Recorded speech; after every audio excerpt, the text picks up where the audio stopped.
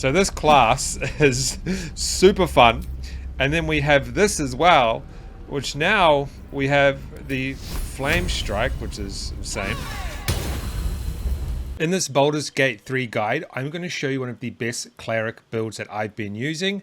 This has been working very well for me. I've tested it out all the way up to level 12, and I'm going to show you exactly what this is on every single level. Now, I'm not going to specifically explain multiple things with this specific build.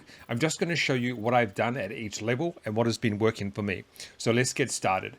First of all, I go with the Half Elf, and this gives me weapon proficiency in spears, pikes, and I also get dark vision, and I also get you have advantage on saving throws against being charmed, and magic can't put you to sleep. Another one people do is just straight elf, so you could potentially do that as well, but I run the half. For the sub race, I'm running high half elf, and this is because I get the firebolt. Now this works off intelligence, so you will need a little bit of intelligence for this build. And then these are the cantrips, and obviously I'm running this. And then for the class, we are going with Cleric. For the cantrips, I'm running Scarred Flame. And then I'm also running Guidance. The target gains +1 d4 bonus to ability checks, and this lasts for 10 turns. And then we also have this one, which a flame in your hand sheds a light in a 9-meter radius and deals 1 to 5 fire damage when thrown. For the subclass, I'm running Light. Now, some people do Life and also Trickery. I've tested both of these, and for my specific build, I like the Light, and there's a couple reasons for this. First, I get Burning Hands, and then we also have Light's cantrip, and then we have this as well, which is very good. All targets within the light turn visible, and attack rolls against them have an advantage, and this lasts for 10 turns. And then this is a subclass feature. Shield yourself with Divine Light. Use your reaction to impose disadvantage on an attacker, possibly causing their attack to miss. This works very well. For this one, you can just choose whatever you like. For background, I have seen people go with Sage, but I would recommend Acolyte because you get the insight. So with Sage, you don't get insight, and with Acolyte, you do get insight. With the abilities, this is what I've gone with. You can just copy this if you like, or you could change it around, but I've gone 8, 14, 14, 14, 16, and then 8. The reason we have a little bit in intelligence is because we have that fireball spell or cantrip. And then this is the starting build for this build. So now let's move on to the next levels. All right, guys, we're going to just quickly go over some of these things because there's a couple of things we kind of missed on level 1 when we were setting up the character. We get this Guiding Bolt, which is good. 4 to 24 damage, and it uses 1 spell slot. So we get this straight off the bat, which is very good. It's actually much more powerful than the Firebolt, but obviously the Firebolt doesn't take a spell slot. And then we have these ones that we talked about, like Guidance and Sacred Flame. But we also have Burning Hands, which is very good as well, 3 to 18. Now, 4 to 24 is obviously better, but this is very good. And then we have the Lights as well, which I talked about. Then we have this. So this one here, so we only have 2 spell slots, for example, right now. So we're going to do 2, but we have all targets within the light turn visible, and attack rolls against them have advantage. So this is a very good one. But let me show you how kind of powerful this Guiding Bolt is on this enemy here. So 11 damage, just like that. Now this is another very good one that inflict wounds 3 to 30 damage. So we'll do that. 17 damage on that enemy right there, and we killed it. So for level 2, this is what we are getting here. We're getting an action, turn undead. Pray to turn all undead that can see you. I don't really use this. I've never really used it. And this one here is very good. The Sun's Divine Power dispels any magical darkness, and it has a damage of 3 to 21. From level 2 to 3, we now get this stuff here, and we get these are always prepared down here. So we get the Flaming Sphere, and we get Scorching Ray, which I really do like Scorching Ray. It's a very good one, and it really, these both work well with our fire class. And this is how I have prepared my spells for this level.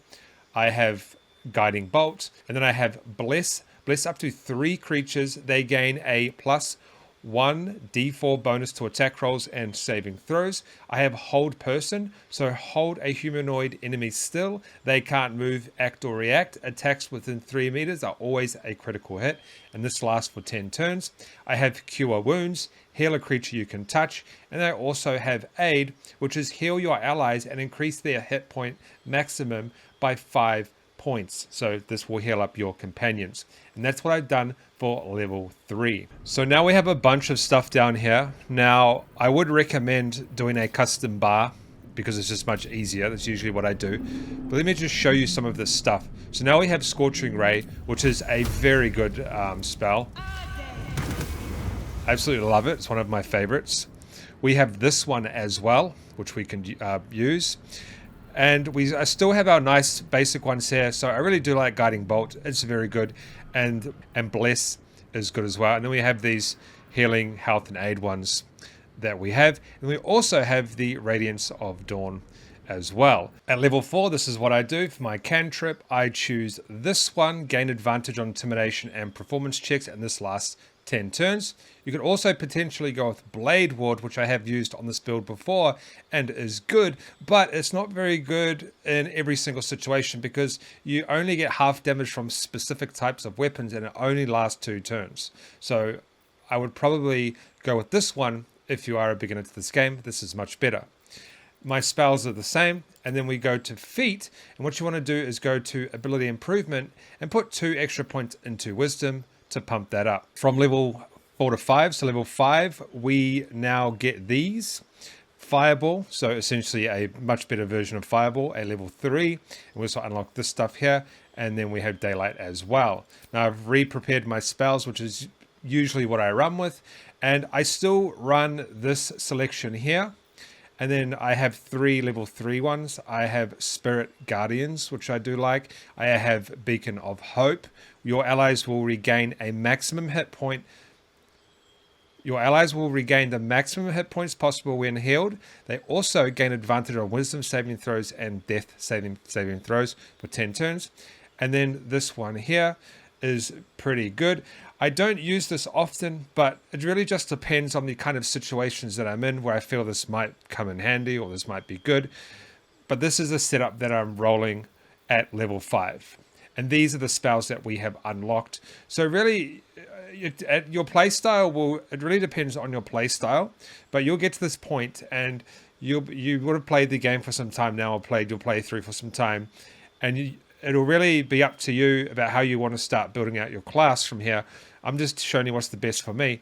Sometimes I would put on mass healing word, but it really just depends on my other companions. If they are weak or they have pretty average builds, I would potentially do this, and I would use this class for more healing and stuff like that rather than damage, and I would use my companions for damage. It just depends on how you've set everything up, but this is how I'm set up at this point. Now, from level 5 to 6, we now get a subclass feature. When an enemy attacks an ally, you can use your reaction to impose disadvantage on the attack roll, possibly causing the attack to miss. Level 7, we unlock some stuff, and we also get Wall of Fire. So we're really starting to get so many fire mods, spells now. And what I've done is I've picked the freedom of movement. So a lot of people run Banishment, which is good as well, but it's 2 turns. This one is Until a Long Rest. So snap an ally out of any stun, difficult terrain, can't slow them down, and they can't be magically paralyzed or restrained. So this is on all the time until you do another rest. So this is why I use this one, and it does come in handy. So level 9, we get a bunch more spells and some class features. Pretty basic ones there. So I still have all of my stuff here. So I've got my level 1s, I got a level 2, level 3s, and I've got a level 4, and then I have 3 level 5s. I have Insect Plague. I love this one. I have Mass Cure Wounds. Unleash a soothing hum of energy that heals you and nearby allies. And then I also have this, which is poison a target and possibly affect them with a disease. Level 10, we get some subclass features. You can cast Divine Intervention to invoke your god's aid. Once used, this can never be used again. And then we also get a cantrip, and I have gone with Resistance. And then you can get another spell slot, and I just have this one in here. At this point of the game, when you're like level 10, a lot of these I don't use. Like I usually don't use this one, but it's just in there. Level 11, we're starting to get really powerful now. We have a bunch of stuff that we have unlocked. Now, first of all, I'll go over the setup. So I've added the Blade Barrier, and I've added the Hero's Feast. Blade Barrier is just some damage, so summon a wall of razor sharp blades that turn the area into difficult terrain and damages anyone foolish enough to come close. And then I also run this. You and everyone around can't be poisoned, diseased, or frightened. Your HP increases and you make wisdom saves with advantage. This is a very powerful one that works extremely well with this build. And then we have this that you could potentially go into, and this and this. But I'm not going to go over these because this is what I run in this build and it works well. When you get to this point, if you want, you might find that some of these potentially work better with your own build and play style, so you could go through them. Level 12, we get a new feat and we have another spell slot if you want to go ahead and put another spell in here. Usually at this point, I'll go ahead and just put a healing spell in there. But so this is pretty much the setup that I'm running at level 12. More importantly, we get another feat, and I do Warcaster. What this does is you have advantage on saving throws to maintain concentration on a spell. That is the reason why I have that. And that is the level 12 build. Now let me show you some of these spells in action. Alright, I'm not going to explain what every single one does, but I will show you as many as I possibly can. So we have the basic level 1 stuff that we showed off at the start. We have some level 2 stuff that we also showed off at the start. I don't think we did this one. So that's awesome. And then we have some level 3 stuff now.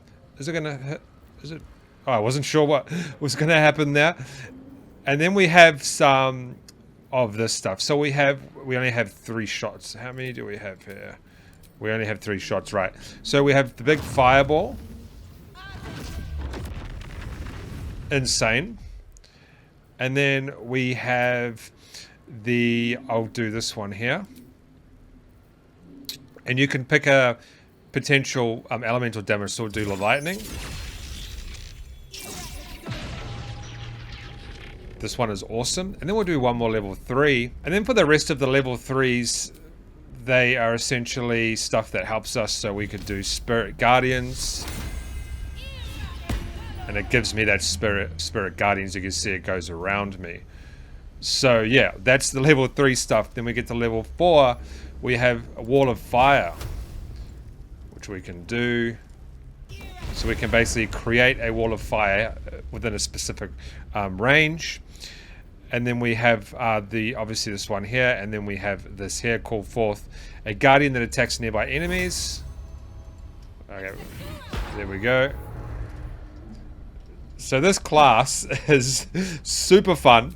And then we have this as well, which now we have the Flame Strike, which is insane. And then we can do one more on that.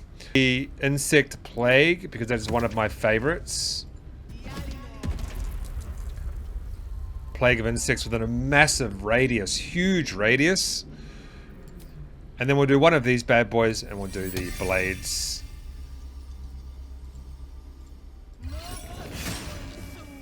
Yeah, so this is hands down probably out of all of the builds I've done in classes, well, I should say classes, this is the most fun for me in the later levels.